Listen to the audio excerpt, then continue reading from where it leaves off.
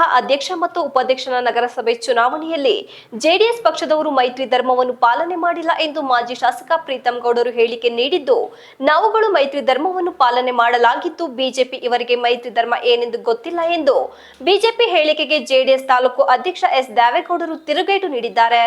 ಪತ್ರಿಕಾಗೋಷ್ಠಿಯಲ್ಲಿ ಶನಿವಾರ ಮಾತನಾಡಿ, ಕಳೆದ ಲೋಕಸಭಾ ಚುನಾವಣೆಯಲ್ಲಿ ಜೆಡಿಎಸ್ ಪಕ್ಷದಿಂದ ಪ್ರಜ್ವಲ್ ರೇವಣ್ಣನವರು ಸಂಸದರ ಸ್ಥಾನಕ್ಕೆ ಸ್ಪರ್ಧೆ ಮಾಡಿದಾಗ ಬಿಜೆಪಿಯವರು ಮೈತ್ರಿ ಧರ್ಮವನ್ನು ಪಾಲಿಸಿದ ನನಗೆ ಮೈಸೂರು ಉಸ್ತುವಾರಿ ಕೊಟ್ಟಿದ್ದು ಅಲ್ಲಿ ಪ್ರಚಾರ ಮಾಡಬೇಕೆಂದು ಹೇಳಿ ಅಲ್ಲಿಯೇ ಠಿಕಾಣಿಯನ್ನು ಹಾಕಿದ್ದರು. ಪಕ್ಷದಿಂದ ಸಲಹೆ ಸೂಚನೆ ಕೊಟ್ಟರೂ ಸಹ ಪ್ರೀತಂ ಗೌಡರು ಮೈತ್ರಿ ಧರ್ಮವನ್ನು ಪಾಲಿಸಲಿಲ್ಲ ಎಂದು ದೂರಿದರು.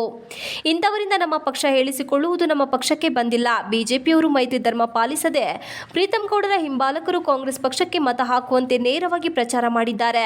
ಹಾಸನದಲ್ಲಿ ಏನಾದರೂ ಅಭಿವೃದ್ಧಿ ಆಗಬೇಕಾದರೆ ಸಂಸದ ಶ್ರೇಯಸ್ ಪಟೇಲ್ ಅವರು ಪ್ರೀತಂ ಗೌಡರನ್ನು ಕೇಳಿಯೇ ಮಾಡುತ್ತಾರೆ ಎಂದು ಕಾಂಗ್ರೆಸ್ ಕಾರ್ಯಕರ್ತರೇ ಮಾತನಾಡುತ್ತಿದ್ದಾರೆ. ಲೋಕಸಭಾ ಚುನಾವಣೆಯಲ್ಲಿ ಪ್ರೀತಂ ಗೌಡ ಹಾಗೂ ಸಕಲೇಶಪುರ ಕ್ಷೇತ್ರದ ಶಾಸಕ ಸಿಮೆಂಟ್ ಮಂಜು ಅವರು ಮೈತ್ರಿ ಧರ್ಮ ಪಾಲನೆ ಮಾಡಲಿಲ್ಲ, ಕಾಂಗ್ರೆಸ್ಗೆ ಮತ ಹಾಕಿ ಎಂದು ಅವರು ನೇರವಾಗಿಯೇ ತಮ್ಮ ಬೆಂಬಲಿಗರಿಗೆ ಹೇಳಿದ್ದರು. ಅವರ ಬೆಂಬಲಿಗರು ಕಾಂಗ್ರೆಸ್ ಪರವಾಗಿಯೇ ಪ್ರಚಾರ ನಡೆಸಿದ್ದು ಎಂದು ಅಸಮಾಧಾನ ವ್ಯಕ್ತಪಡಿಸಿದರು. ಈಗ ಹಾಸನ ಕ್ಷೇತ್ರಕ್ಕೆ ಸಂಬಂಧಿಸಿದ ಯಾವುದೇ ಕೆಲಸ ಮಾಡುವುದಾದರೂ ಸಂಸದ ಶ್ರೇಯಸ್ ಪಟೇಲ್ ಕಾಂಗ್ರೆಸ್ ನಾಯಕರ ಬದಲು ಪ್ರೀತಂ ಗೌಡ ಅವರ ಸಲಹೆ ಪಾಲಿಸುತ್ತಾರೆ ಎಂದು ಕಾಂಗ್ರೆಸ್ಸಿಗರೇ ಹೇಳುತ್ತಿದ್ದಾರೆ. ಅವರಿಂದ ನಾವು ಮೈತ್ರಿ ಧರ್ಮ ಅವರಿಂದ ಕಲಿಯಬೇಕಿಲ್ಲ. ನಗರಸಭೆ ಅಧ್ಯಕ್ಷ ಉಪಾಧ್ಯಕ್ಷರ ಸ್ಥಾನ ಚುನಾವಣೆಯಲ್ಲಿ ನಾವು ಮೈತ್ರಿ ಧರ್ಮ ಪಾಲಿಸಿದ್ದೇವೆ. ಬಿಜೆಪಿಯಿಂದ ಆಯ್ಕೆಯಾಗಿರುವ ಸದಸ್ಯೆ ಲತಾದೇವಿ ಅವರು ಉಪಾಧ್ಯಕ್ಷರನ್ನಾಗಿ ಮಾಡಿದ್ದೇವೆ ಎಂದು ಸಮರ್ಥಿಸಿಕೊಂಡರು. ಪತ್ರಿಕಾಗೋಷ್ಠಿಯಲ್ಲಿ ಜೆಡಿಎಸ್ ಜಿಲ್ಲಾ ವಕ್ತಾರ ಹೊಂಗೆರೆ ರಘು, ನಗರಸಭೆ ಮಾಜಿ ಅಧ್ಯಕ್ಷ ಸೈಯದ್ ಅಕ್ಬರ್, ಬಿದರೆಕೆರೆ ಜಯರಾಮ್ ಇತರರು ಉಪಸ್ಥಿತರಿದ್ದರು. TV 46 Malenadu news, Hassan.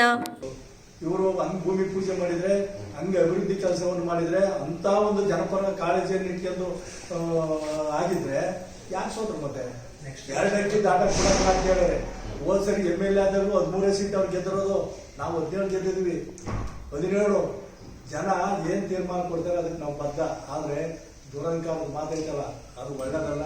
ಶಾಸಕರಿಗೆ ಒಂದ್ಸರಿ ಶಾಸಕರಾಗಿದ್ದರು, ಇನ್ನೂ ಅನುಭವ ಮಾಡ್ಕೊಂಡು ಮಾತಾಡಿದ್ರು, ಅನುಭವ ಹೋದ್ಮೇಲೆ ಮಾತಾಡಿ ಯಾಕೆ ಸುಮ್ಕೆ ದುರಂಕಾರ ಮಾತಾಡೋದು ಬೇಡ ಅಂತ. ಈಗಿನ ಅಧ್ಯಕ್ಷ 20 ತಿಂಗಳು ಇರ್ತಾರಲ್ಲ, ತೀರ್ಮಾನ ಏನ್ ತೀರ್ಮಾನ ಅದಂತ. Thank you.